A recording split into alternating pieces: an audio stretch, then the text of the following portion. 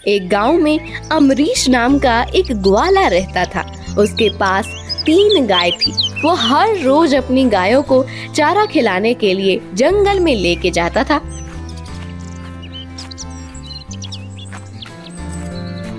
उसकी 2 छोटी जुड़वा बेटी थी जो अभी चलना भी नहीं सीखी थी। वो दोनों बिल्कुल एक समान दिखती थी। उसके माता पिता और गायों के सिवा कोई भी उन्हें पहचान नहीं सकते थे कि कौन सीता है और कौन गीता है। ज्योति को उससे 2 बेटियां थी। वो चुभता था और वो अमरीश के साथ हमेशा झगड़ती रहती थी। भगवान ने हमें 2 बेटियां दी, इसकी जगह 2 बेटे दिए होते। मुझे बेटियां बिल्कुल पसंद नहीं है। आप ही संभालना अपनी बेटियों को। हाँ? क्यों बेचारी नन्ही जान को कोसती रहती हो पूरा दिन? इन बिचारियों ने तुम्हारा क्या बिगाड़ा है? बिगाड़ा है? मेरे सपनों पर पानी फेरा है। मुझे बेटा चाहिए था और आ गई ये दोनों। पूरा दिन मेरा सर खा जाती हैं। आप किसी एक को अपने साथ ले जाओ, मैं दोनों को नहीं रखने वाली। सुना आपने? एक दिन अमरीश की पत्नी को उसके बीमार पिता की खबर पूछने उसके मायके जाना था। सुनते हो, मैं कल गीता को अपने साथ लेकर जाती हूँ। मैं 3 दिन में वापस आ जाऊंगी। हाँ ज्योति, तुम निश्चित होकर जाओ, मैं सब संभाल लूंगा। हाँ हाँ, मुझे सब पता है। आप तो यही चाहते हैं ना कि कब मुझसे छुटकारा मिले। हाँ? अरे तुम हर बात का उल्टा मतलब क्यों निकालती हो? अच्छा, तुम्हें ऐसा लगता है तो बस मत जाओ। तुम तो यही चाहते हो कि मैं पूरा दिन तुम्हारे और तुम्हारी बेटियों के पीछे लगी रहूं, लेकिन मैं जा रही हूँ। हाँ? ठीक है, अपना और गीता का ध्यान रखना। फिर दूसरे दिन ज्योति सुबह जल्दी उठकर अपने सारे काम निपटा के गीता को लेकर अपने मायके जाती है। आज जल्दी से सब काम निपटा के सीता को खाना खिला के तैयार कर देता हूँ और फिर अपनी 3 गायों और सीता को लेकर जंगल में चारा चराने के लिए लेकर जाता हूँ। जंगल में पहुँचने के बाद अमरीश सीता को लेकर एक पेड़ के नीचे बैठता है और अपनी गायों को चारा खाने के लिए छोड़ देता है। अमरीश सुबह जल्दी उठा था और वहाँ पेड़ के नीचे ठंडी हवा आ रही थी तो अमरीश की आंख लग गई। इतने में सीता खेलते खेलते काफी दूर निकल गई और गाय ने देखा तो अमरीश सो रहा था और सीता दूर जा रही थी।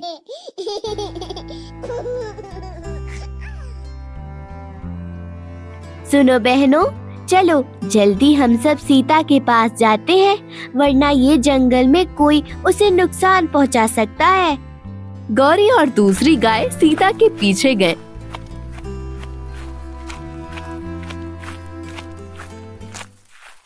तो उन्होंने देखा एक बड़ा भयानक सा राक्षस सीता के पास खड़ा था और बोला, अरे वाह, क्या बात है!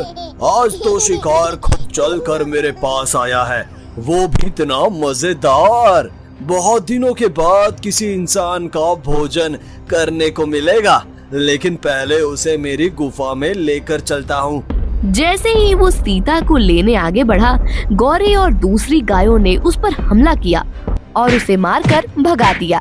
आज तो जा रहा हूँ, लेकिन कल पूरी तैयारी के साथ आऊंगा। दूसरे दिन भी वो सीता को उठाने की कोशिश करता है, लेकिन इस बार भी वो नाकामयाब होता है और भागते भागते बोलता है, अरे बस कर मेरी माँ, कितना मारोगी? मुझे चलने लायक तो रखो। मेरी सब हड्डी पसली एक कर दी तुम सब ने मिलकर। ठहरो, अभी और प्रसाद खिलाते हैं तुम्हें। रुक जाओ, भागते हो कहाँ? अभी कहाँ पूरे पेट भर के खाया है। सभी गाय हंसने लगी। मुझे छोड़ दो, मैं फिर कभी यहाँ वापस नहीं आऊंगा। और अगर फिर वापस आया तो हम तुझे जिंदा वापस नहीं जाने देंगे। राक्षस दुम दबा के वहाँ से भाग गया। तुम्हें अब ज्यादा सावधान रहने की जरूरत है। और फिर सब घर वापस चले गए।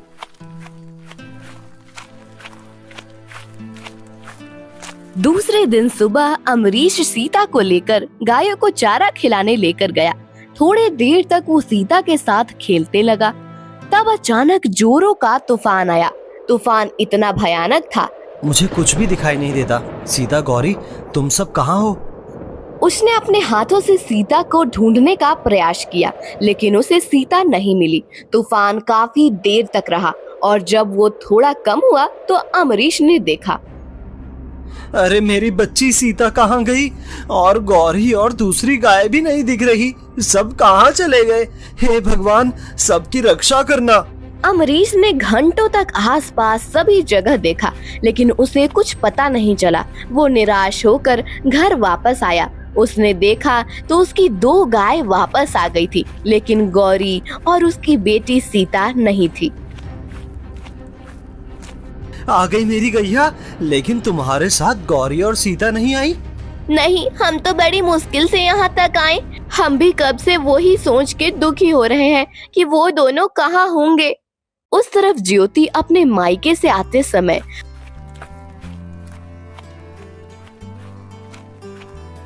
उसके मन में विचार आया कि क्यों ना मैं गीता को जंगल में ही छोड़ दूं। तो एक बार तो वो गीता को छोड़कर थोड़े दूर चल पड़ी, लेकिन फिर उसके मन में कुछ विचार आया और वो गीता को लेकर वापस घर की ओर चल पड़ी। घर आके उसने देखा तो अमरीश रो रहा था। उसने पूछा, हाँ, आप कुछ बताते क्यों नहीं और इतना रोते क्यों हो? जल्दी बताइए क्या हुआ। अमरीश रोते हुए ज्योति को सब बताता है। ये सुनकर ज्योति रोने जैसी हो गई और मन में अगर मैं गीता को रास्ते में छोड़कर आती तो अनर्थ हो जाता। गीता के बापू, आप रोइए मत। जो होना था वो हो गया, अब रोने से क्या फायदा। उसके तो जैसे सीता के खोने का थोड़ा भी दुख नहीं था। अमरीश ने कई महीनों तक सीता और गौरी को ढूंढा, लेकिन दोनों में से किसी का पता नहीं चला। यहाँ तक कि उसने आसपास के सभी गांव में जाकर ढूंढा, लेकिन उसको निराशा ही मिली। उस तरफ गौरी गाय सीता को अपने साथ लिए कहीं दूर निकल गई थी। क्या करूं, कुछ समझ नहीं आता। घर वापस जाने का रास्ता नहीं मिल रहा है और ये छोटी सीता को मैं कैसे संभालूंगी। वो बहुत निराश हो गई थी। वो एक सुरक्षित जगह पर सीता को लेकर गई और उसके साथ वहीं रहने लगी। पास में ही एक बड़ा नगर था। उसका राजा धर्मराज बहुत उदार और दयालु राजा था, लेकिन उनकी कोई संतान नहीं थी। उनकी पत्नी रानी रोभा देवी लोगों की बातें सुनकर थक गई थी कि उन्हें कोई संतान नहीं है। एक दिन, महाराज, कब तक हम ऐसे निसंतान रहेंगे? क्या हम कोई बच्चा गोद नहीं ले सकते हैं? आप आज ही कोई बच्चे को गोद लेने के बारे में सोचो, ताकि हम ये लोगों के रोज के तानों से मुक्त हो जाएं। तुम ठीक कहती हो महारानी।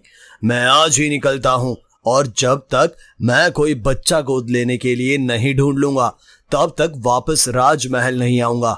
महारानी, तब तक आप राजमहल और प्रजा का ध्यान रखना। लेकिन महाराज, आप अपना ख्याल रखिएगा। आप निश्चित रहिए महारानी, मैं जल्दी वापस आऊंगा। और महाराज महारानी को दिया हुआ वचन पूरा करने के लिए बच्चों की खोज में काफी दूर निकल गए। अचानक उन्होंने देखा कि एक सुनसान जगह पर एक बच्चे के रोने की आवाज आ रही थी। अरे, इस निर्जन जगह पर बच्चे की आवाज? कौन होगा यहाँ पर? महाराज अपने घोड़े पर से उतरे और जिस तरफ से बच्चे के रोने की आवाज आ रही थी, उस दिशा में आगे बढ़े। थोड़ी देर बाद वो उस जगह पर आ पहुँचे और वहाँ देखकर वो आश्चर्यचकित रह गए। उन्होंने देखा कि एक गाय छोटे बच्चे को दूध पिला रही थी। जैसे ही महाराज उनके पास गए, हे गाय माता, आप कौन हैं और आप इस निर्जन जगह पर इस बच्ची के साथ क्यों रो रही हैं? महाराज की बातें सुनकर गौरी को लगा कि ये कोई अच्छा इंसान दिख रहा है। गौरी गाय ने महाराज को सब बताया कि तूफान की वजह से वो दोनों अपने घर वाले से बिछड़ गए हैं और उनके घर जाने का रास्ता नहीं पता उन्हें। फिर उसने महाराज से पूछा, लेकिन आप कौन हो? महाराज ने गौरी को अपने बारे में सब बताया और फिर बोले, गाय माता, अगर आप स्वीकृति दो तो मैं इस बच्ची और आपको अपने साथ अपने राजमहल ले जाना चाहता हूँ। मैं इस बच्ची को मेरी पुत्री की तरह रखूंगा और इसे राजकुमारी बनाऊंगा। मैं आपको भी उसके साथ अपने महल में पूरे सम्मान के साथ रखूंगा। ये सुनकर गौरी गाय की आंखों में खुशी के आंसू आ गए और वो बोली, महाराज, आज भगवान ने ही आपको हमारे पास भेजा है, वरना मैं इस बच्चे को कितने दिन तक संभाल सकती। मुझे आपका फैसला मंजूर है। महाराज तो जैसे खुशी से पागल हो गए और सीता को अपनी गोद में ले लिया। फिर गौरी और सीता को अपने राजमहल में ले गए।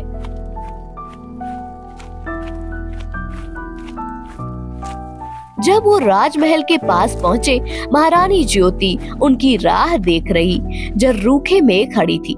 जैसे ही उन्होंने महाराज को आते देखा, वो दौड़ के आई। महाराज, आप आ गए और आपके साथ ये बच्चा और गाय माता, आप जल्दी से बताइए ना। अरे महारानी, थोड़ा सब्र कीजिए, मैं सब बताता हूँ।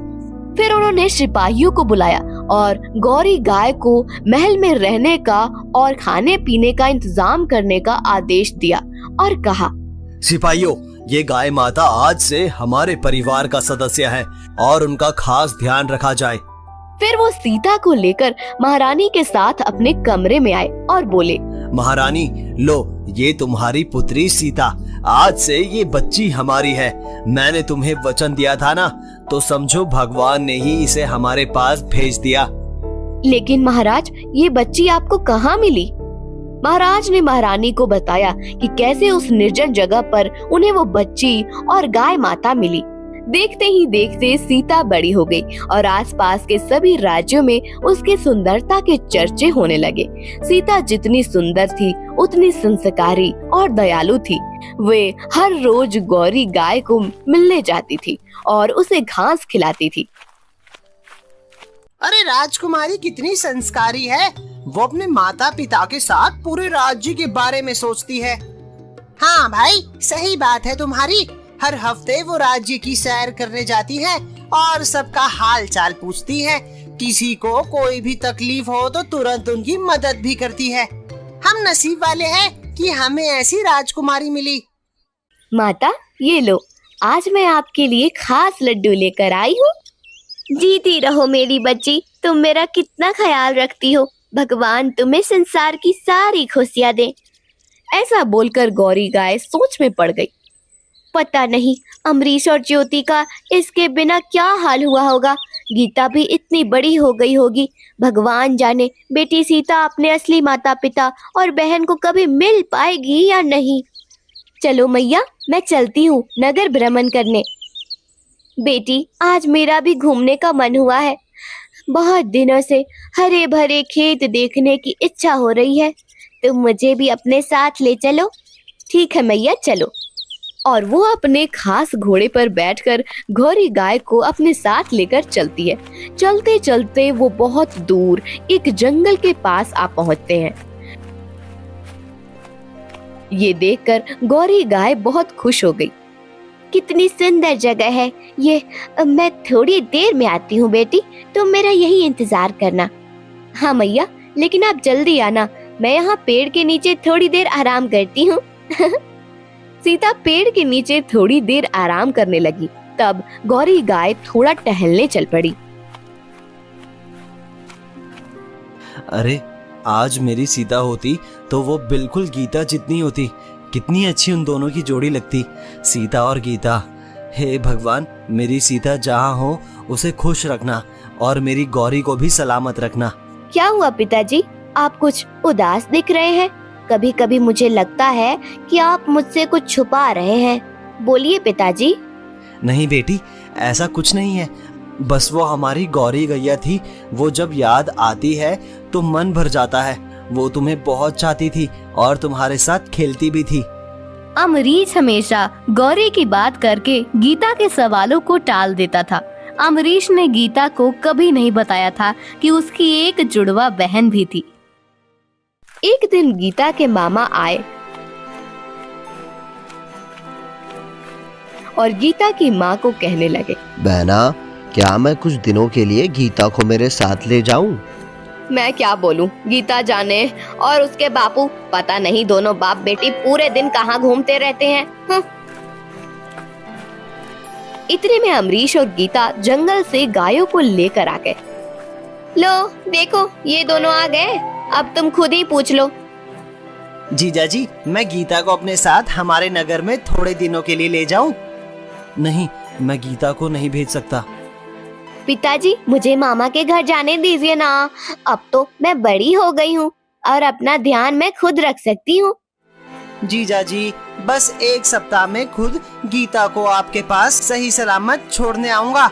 अब तो उसे जाने दीजिए। मेरी बेटी भी गीता जितनी ही है, तो आपको उसकी चिंता करने की जरूरत नहीं है।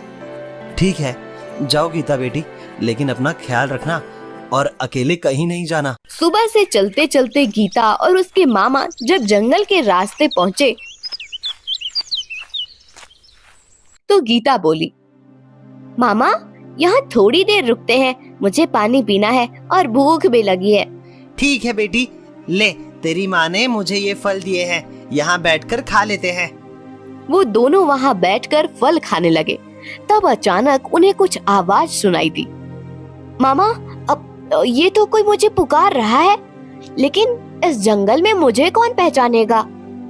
तभी गौरी गाय रास्ता भटक गई थी और वहाँ जा पहुंची।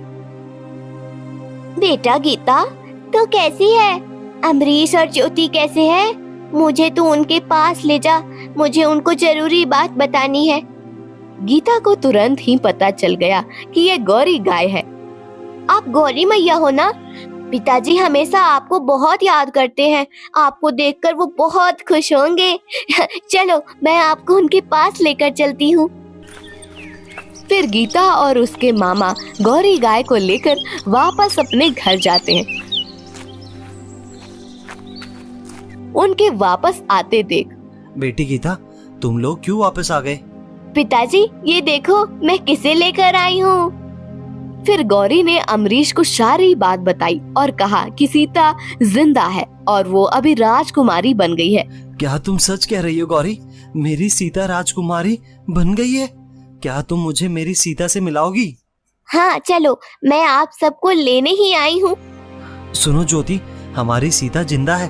बेटी गीता, तुम्हारी जुड़वा बहन सीता जिंदा है। देखो ज्योति, तुम हर रोज अपनी बेटियों को कोसती थी, आज देखो वो राजकुमारी बन गई है। उसने आज हमारे भाग्य भी खोल दिए।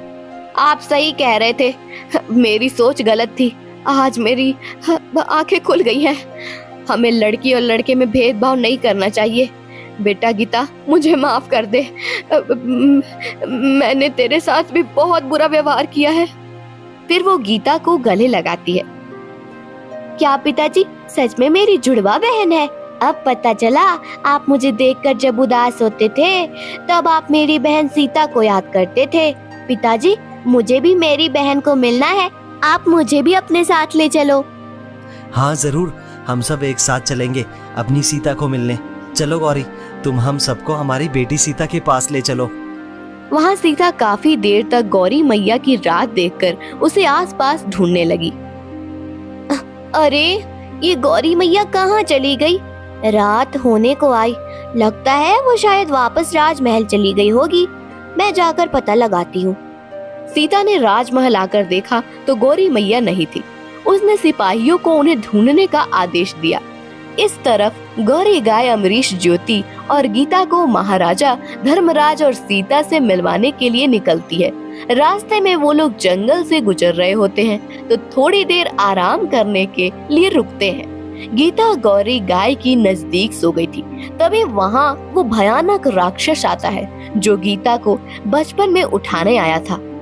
अरे, ये तो वही गाय है जिसने मुझे बरसों पहले मार कर भगाया था, और ये लड़की भी वो ही होगी जो समय मेरा शिकार होते बच गई थी। ये ही सही मौका है बदला लेने का। राक्षस गीता को देखकर उस पे मोहित हो गया और बोला, ये कन्या बहुत सुंदर है, मैं उससे शादी कर लूंगा। मैं उसे चुपचाप उठा के ले जाता हूँ। ऐसा कहकर वो राक्षस चुपचाप गीता को वहाँ से उठाकर ले जाता है। थोड़े दूर जाने के बाद गीता की आंख खुली तो वो राक्षस को देखकर बहुत डर जाती है और जोरों से बचाओ बचाओ चिल्लाने लगती है।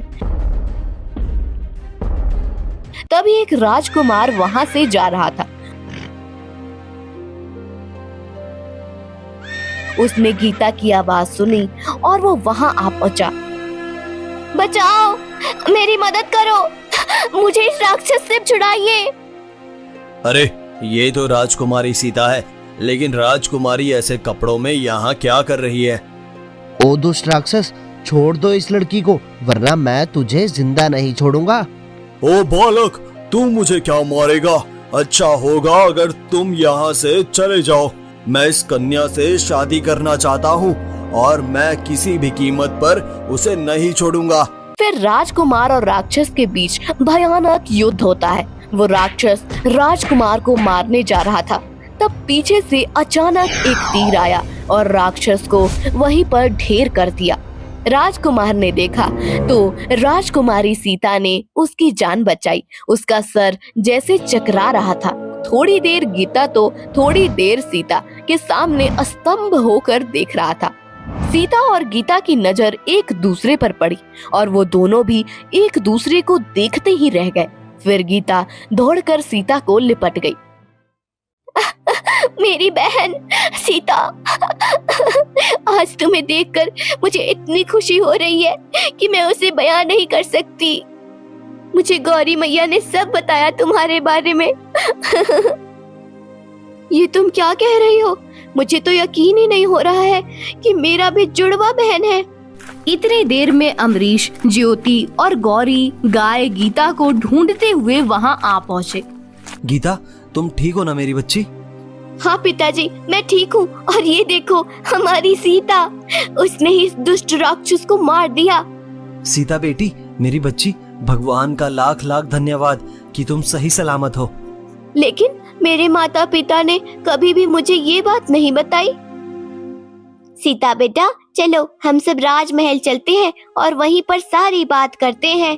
फिर वो सभी लोग राजमहल जाते हैं। राजमहल में सीता और गीता एक साथ आगे चलते हैं तो सब लोग इन्हें देखकर हैरान हो जाते हैं। अरे देखो, ये राजकुमारी सीता के साथ उनकी हमशक्ल कौन है और ये सब लोग कौन है? मुझे भी ये सब सपने जैसा लग रहा है। राजकुमारी ने सिपाही को इशारों से सबको अंदर आने देने के लिए बोला। जैसे ही सब लोग महाराज के दरबार में पहुंचते हैं, सब लोग सीता और गीता को देखकर हैरान हो जाते हैं। बेटी सीता, ये तुम्हारे साथ कौन है? महाराज, ये सीता की जुड़वा बहन गीता है और ये उनके माता पिता हैं। महाराज और महारानी पहले तो ये सोच के दुखी हो जाते हैं कि वो कहीं सीता को वापस ना ले जाएं, लेकिन बाद में महाराज उनके स्वागत के लिए जाते हैं और अमरीश को गले लगाते हुए। महाशय, मैं आपका धन्यवाद करता हूँ और आपसे माफी भी मांगता हूँ। हमने आपको ढूंढने की बहुत कोशिश की, लेकिन जब आप नहीं मिले तो सीता को हमारी बेटी बनाकर हमारे साथ रखा। आप गौरी मैया से पूछ सकते हैं। महाराज, आप मुझे शर्मिंदा कर रहे हैं। भला मैं आप पर शक कैसे कर सकता हूँ? आपने तो इतना नेक कार्य किया है। मुझे गौरी ने सब बताया। मैं आपका जितना धन्यवाद करूँ इतना कम है। पिताजी, मैं आपसे नाराज हूँ। आपने कभी मुझे ये सब बातें नहीं बताई। बेटा, मैं तुम्हें सब बताने वाला था, लेकिन गौरी मैया ने कहा कि जब सही वक्त आएगा तब हम तुम्हें सब बता देंगे। महाराज, हम आपसे सीता वापस लेने नहीं आए हैं। हम तो बस हमारी खोई हुई बेटी को देखने और मिलने आए हैं। मुझे पता है एक बेटी से बिछड़ने का दुख क्या होता है और मैं आपको ये दुख नहीं देना चाहता। बाबूजी, आप कितने अच्छे हो। मैं बहुत भाग्यशाली हूँ कि मुझे आप दोनों जैसे पिता मिले जो अपनी बेटी को इतना प्यार करते हैं। पिताजी, क्या हम इन सबको अपने महल में रहने दे तो कितना अच्छा होगा। मुझे मेरी बहन और माता पिता से अलग भी नहीं होना पड़ेगा और आपको भी दूसरी बेटी मिल जाएगी। महाराज और सब लोग हंसने लगे और महाराज ने सीता और गीता को अपने गले लगाकर बोला, आज मैं पूरे राज्य में ये घोषणा करता हूँ कि अब मेरी एक नहीं 2 बेटियां हैं और दोनों बेटी सीता और गीता का ब्याह मैं धूमधाम से करूंगा। लेकिन महाराज, आप फिक्र ना करें, हम दोनों साथ बैठकर अपनी बेटियों का कन्यादान करेंगे। लेकिन मेरी गीता तो राजकुमारी नहीं है, तो उसके लिए योग्य युवक हमें ढूंढना पड़ेगा। बाबूजी, आप फिक्र ना करें, मेरा जुड़वा भाई है, वो आपकी गीता से शादी करेगा। अमरीश, ज्योति और गीता को तो ये सब एक सपना जैसा लग रहा था। गीता, हम दोनों बचपन में एक दूसरे से बिछड़ गए। हमारा बचपन एक साथ नहीं गुजरा, लेकिन अब शादी एक घर में ही करेंगे। हाँ बेटी, सीता सही कह रही है।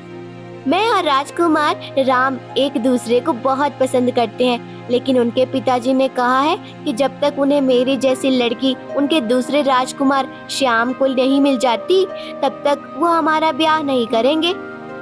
मैंने महाराज चित्रसेन को ये संदेश भेज दिया है और उन्हें अपने बेटे के साथ आने का न्योता दिया है। बेटी सीता, तुम गीता को अपने कमरे में लेकर जाओ। महाराज ने अपने सेवक को अमरीश और ज्योति के लिए महल में रहने का खास प्रबंध करने के लिए बोला। दूसरे दिन जब महाराज चित्रसेन राजकुमार राम और श्याम को लेकर दरबार में पहुँचे, तो महाराज ने सीता और गीता को दरबार में बुलाया।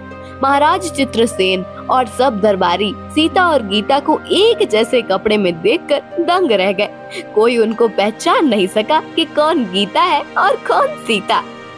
अरे, अब तो मैं भी पहचान नहीं सकता मेरी दोनों बेटियों को। भगवान तुम दोनों को सदा खुश रखे। अब हमें कैसे पता चलेगा कि हमारी पत्नी कौन और भाभी कौन है? ये सुनकर दरबार में सभी जोरों से हंसने लगे।